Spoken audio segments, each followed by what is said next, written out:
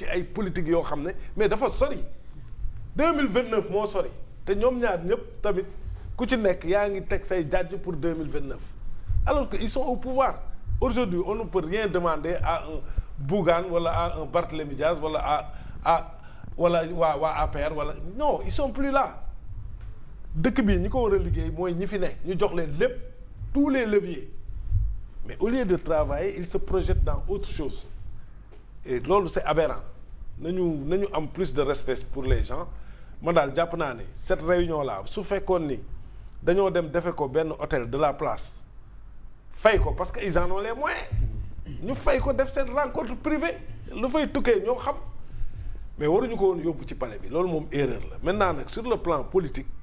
Il y a une différence entre les deux parce que ñoom ci seeni ay wax ne nañ fekk problème bi am ci diggante président de la république ak le premier ministre réglé wuñu ko seen parti bi du dox ni mu war a doxee donte nee nañ gis nañ également li nga xamante ne moom la coalition Diomaye président di def ci massification bi mu ngi massifier lu mu mën te ñoom waa Pastef yi amuñu ay ndombal tànk ñenn ci ñoom yoo xamante ne kenn jëlu leen te ñu ngi jël ñenn ñi fare ci kii bi donc loolu nekk beneen problème boo xamante ne moo posé wu ci diggante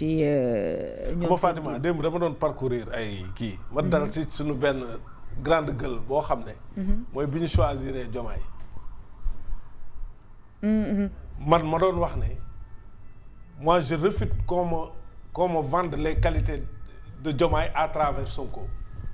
parce que demain c'est Diomaye qui sera dinaa leen ko partager demain c'est Diomaye qui sera élu donc nañ ñu wax kat mooy Diomaye ak yan qualité la am nañ ñu ko jaay dañu bàyyi Diomaye yi Sonko yi Diomaye beaucoup de gens n'étaient pas d'accord parce que man dama mus a gëm ni même bi ñu recalé ay ñoom Karim Wade ak ay Ousmane Sonko man j'étais pas d'accord man li ma d'accordoon mooy dañ bàyyi ñëpp ñu ñëw Sénégalais yi choisir ki ñuy choisir parce que li ma gëm mooy gis nga président de la République dafa war a nekk un rêve yow mi ko bëgg a doon donc c'est-à-dire rêve la bu la war a habiter traduit par des projets yoo xam ne da nga koy identifier dans ta tête liggéey ko porter une ambition c'est le minimum ça parce que gars yi ñu ngi ne c'est un rendez-vous entre un homme et son peuple pour man nag conséquences yu ñuy vivre yëpp loolu la parce que est-ce que aussi notre président était préparé gis nañ fii mu taxaw fii ne Sonko dañ lay aar ba 2029 xaw ma 2000 lan ñu jël réew mi teg ko sa loxo donc lui-même il n'était pas préparé te am na conséquences yu bëri yu ñuy vivre nii pour man loolu la parce que aussi dafa mel ni dañu élire un président à deux têtes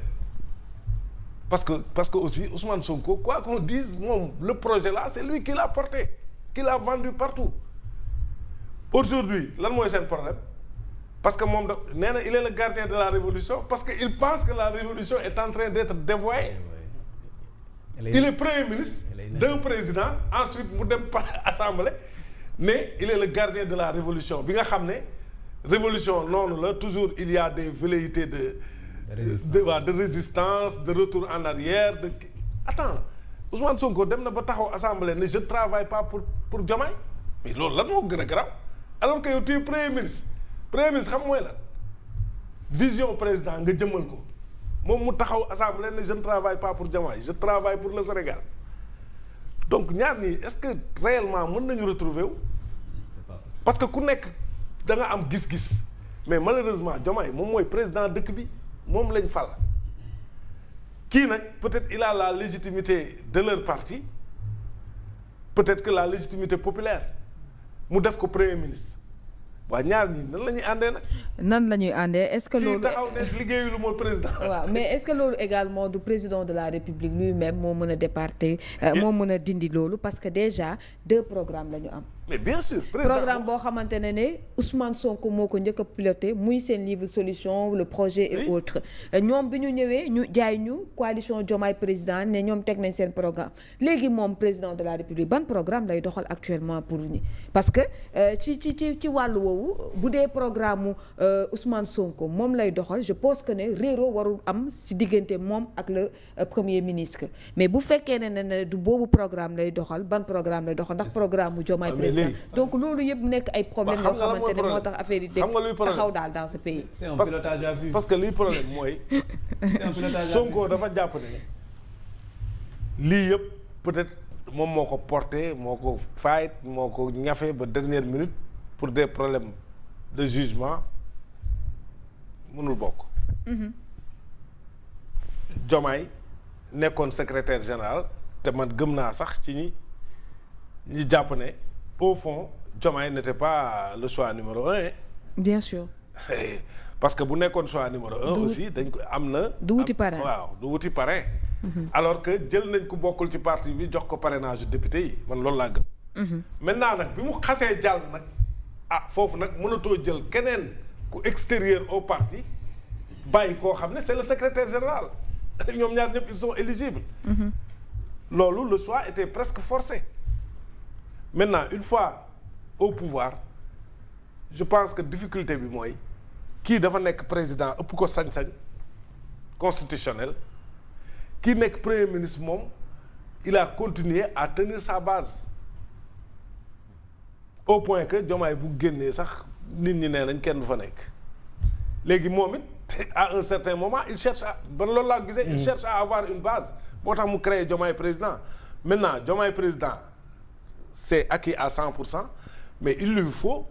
dans ci base am bu njëkk bi mu xool moom it nan la fa mën a gob bi gi di ñote pour taf fële léegi nag loolu jeexital bi peut-être dans ci kanam lay ne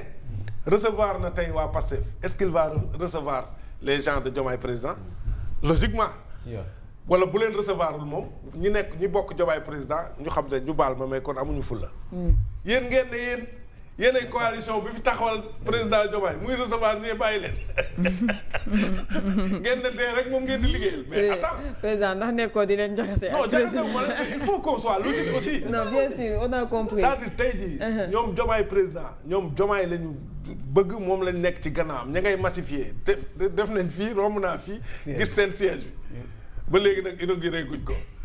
mais fee nañ ko 1 an. waaw mais ñoom. ci contexte boobu nga xam ne ñee chaque jour mu am ay députés yoo xam ne dañuy génn di xas président bi malgré tout mu invité leen ndog mais bu leen invité wul nag nañ bàyyi te seeti leneen. mooy dëgg oui pour terminer. li ma ciy ragal président. moom mooy daje yi muy def nii. c'est pour mettre en mal Ousmane Sonko ak parti Pastef man loolu sama gëm-gëm la. parce que jéego yi muy teg nii. ça annonce quelque chose soit dañuy tàggoo soit tàggoo wuñu et bu ñuy tàggoo pour préparer militants yi ak parti bi ak ñi mu jàpp ni ñoom ñooy base bi gannaaw élus locaux yi les députés mooy préparer leen bu paree nag bu dee dañuy tàggoo quel que soit li ñuy tàggoo na xam ni décision bi Sénégalais yi ñoo ko moom du parti Pastef bu yaakaaree ay yëngu-yëngal loolu Sénégalais yi ñoo ko moom Pastef dafa am lu moom am loo xam ne ñeneen ñoo ko moom donc en tant que président de la République am na droit tàggoo ak son premier ministre à tout moment moom moo ko nommé